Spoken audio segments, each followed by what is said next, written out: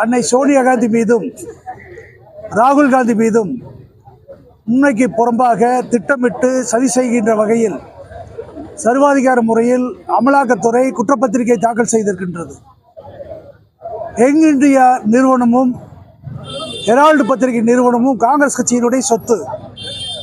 இதில் வேறு யாருக்கும் பங்கில்லை. காங்கிரஸ் கட்சியினுடைய உரிமையுள்ள சொத்து.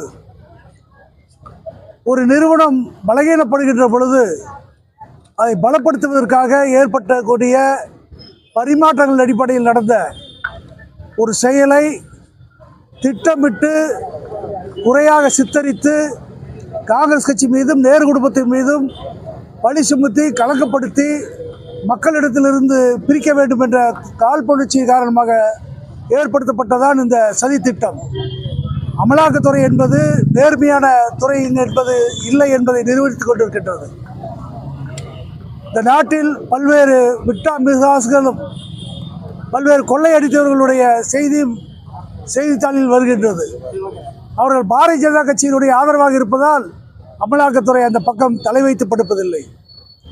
ஆனால் பாரதிய ஜனதா கட்சிக்கு எதிராக கருத்து சொல்லுகின்ற அரசியல் அரங்கத்தில் செயல்படுகின்ற அரசியல் கட்சியினுடைய தலைவர்கள் வீட்டுகள் அமலாக்கத்துறை மூக்கை நுழைக்கின்றது.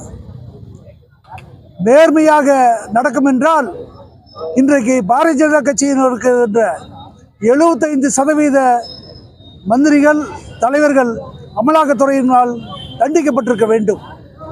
அது நேர்மை இல்லாத துறை. அமலாக்கத்துறை காங்கிரஸ் கட்சியும் நேரு குடும்பத்தையும் அரசியலிருந்து வெளியேற்ற வேண்டும் என்று மோடியினுடைய கைப்பாவையாக மத்திய அரசினுடைய செயல் திட்டமாக செய்கின்றது. இன்றைக்கு இந்தியா முழுவதும் நேரு குடும்பத்துக்கு ஏற்பட்டுகின்ற கலகம் என்கின்ற அந்த சொல்லை நீக்குவதற்கு களத்தில் இறங்கி போராடுகின்றார்கள்.